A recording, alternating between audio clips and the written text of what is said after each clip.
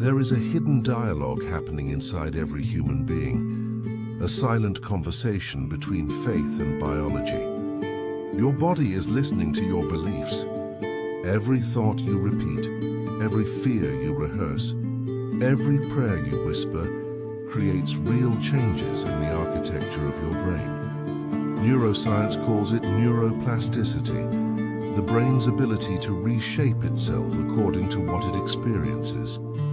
Faith calls it renewal. The Apostle Paul called it the renewing of the mind. What modern science has mapped with fMRI and chemical signals, Scripture had already described through poetry and prayer. When the psalmist wrote, "The Lord is my shepherd, I shall not want," he was not speaking of naive comfort.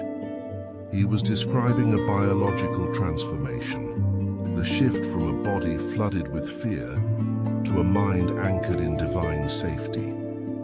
Inside your skull lives a sentinel, the amygdala, two small almond-shaped clusters that sound the alarm when danger approaches. They are ancient, primal, fast.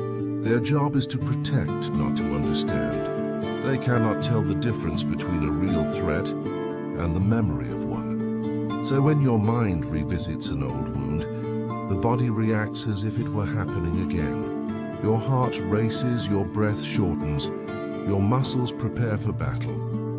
And yet you are sitting still.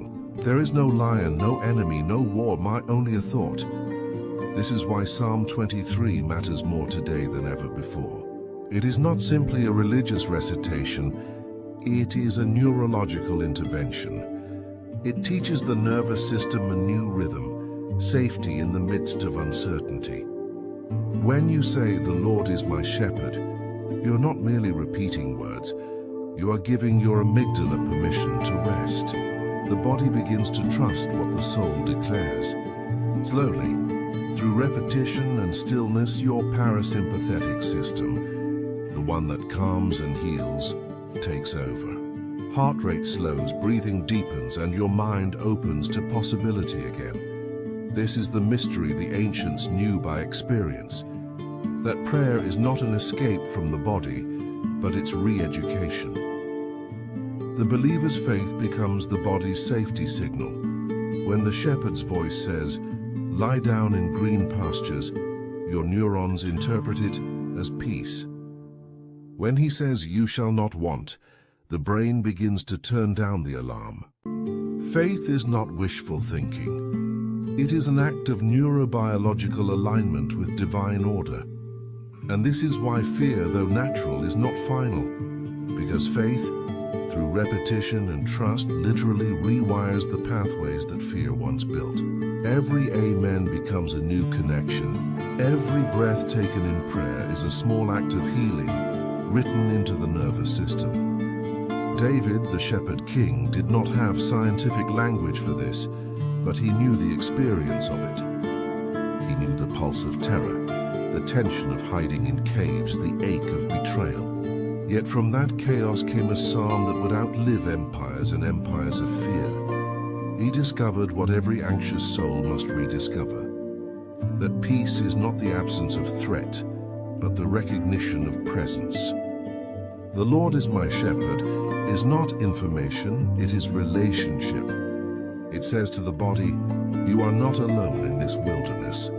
The phrase, "He makes me lie down in green pastures, He leads me beside still waters," is one of the most beautiful images ever written about peace. And it is also a map of how safety works inside the brain.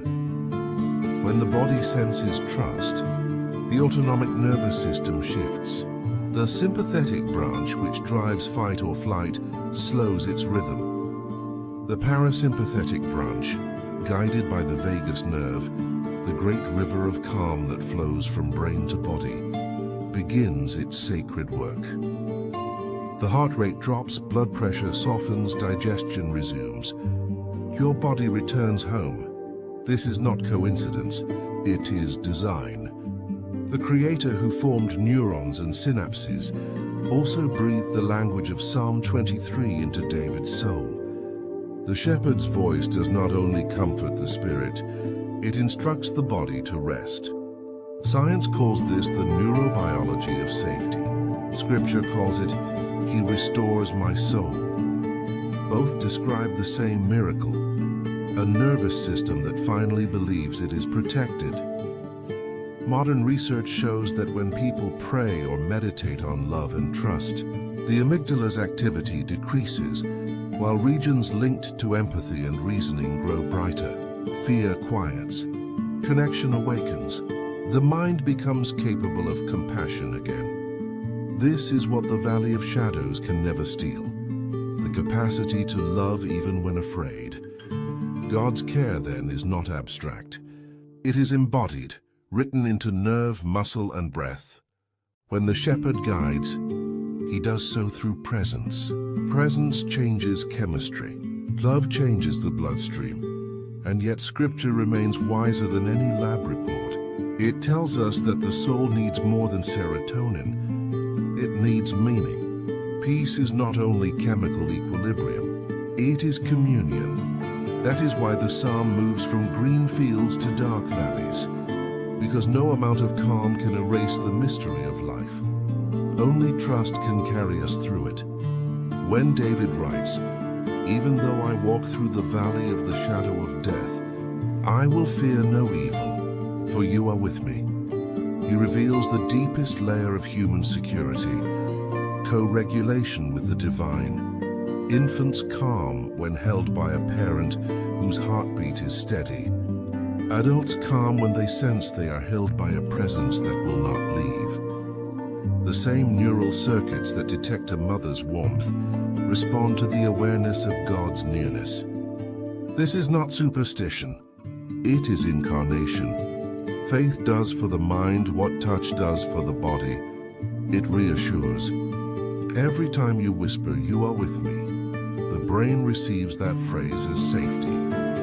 The shepherd's presence becomes your internal holding. So when anxiety rises and thoughts scatter like frightened sheep, remember the gentle order of the psalm: green pastures, still waters, restored soul. It is not just poetry. It is a neurospiritual sequence. First the body rests, then the breath slows, then the mind opens, and finally the soul remembers who is leading. The valley will come, as it always does, but the shepherd walks ahead and not behind. Not above but ahead. He traces the path through fear, so that when you follow, your nervous system finds a pattern it can trust. And perhaps this is why faith has always been stronger than fear, because it engages the deepest wiring of what it means to be human. We were created not merely to survive, but to be guided. Safety is not self-made.